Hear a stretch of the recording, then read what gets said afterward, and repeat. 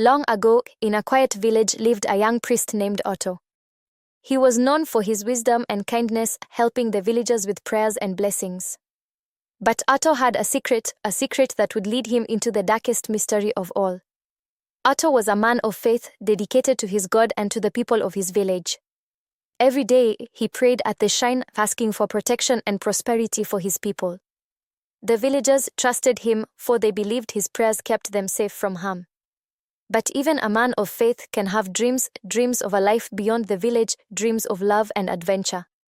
One evening, Otto saw a woman standing at the edge of the forest. She was beautiful, with long, flowing hair and eyes that seemed to glow in the fading light. Her presence was enchanting, almost like a dream. Otto felt a pull towards her, like nothing he had ever felt before. Curiously, Otto approached the woman.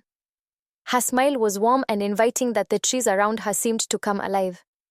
Her voice was soft and sweet as she spoke, telling him her name was Akojua.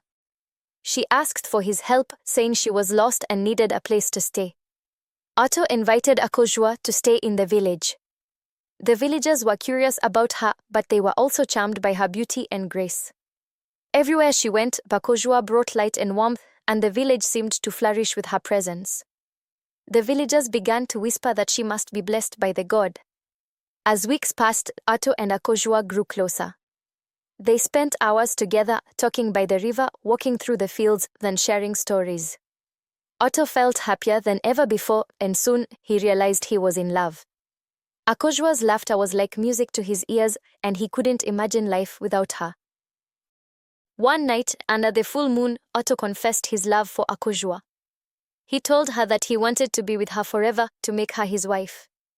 Akojua smiled, but there was a sadness in her eyes as she agreed to marry him on one condition, that they keep their marriage a secret. She warned him that the consequences of their union would be dire if the secret were ever revealed. And so, under the cover of night, Otto and Akojua were married in secret, with only the moon and stars as their witnesses. Otto was overjoyed, believing that he had found true happiness. But Akojua's secret was much deeper and darker than he could ever imagine. One night, Otto awoke to find Akojua gone. The door was open, and a cold wind blew through the room. Fear gripped his heart as he realized something was terribly wrong. Otto followed her trail into the dark forest, his heart pounding with fear and confusion. The forest was alive with strange shadows and eerie sounds, but Otto was determined to find his wife. He could feel the presence of something ancient and powerful watching him from the darkness. Deep in the forest, Otto discovered something, a hidden entrance leading underground. A faint, eerie light glowed from within, and as Otto approached, he saw Akojua disappearing inside. His heart raced as he realized that this was no ordinary place. Otto entered the underground world, a place filled with an otherworldly blue light and twisted trees with glowing leaves. Strange, shadowy figures lurked in the distance, watching him with eyes that seemed to pierce through his soul. And there, at the center of it all, stood Akojua, but she was no longer the woman he knew. She was the queen of the underworld, a powerful being with a dark and ancient past. Akojua's true form was both terrifying and magnificent.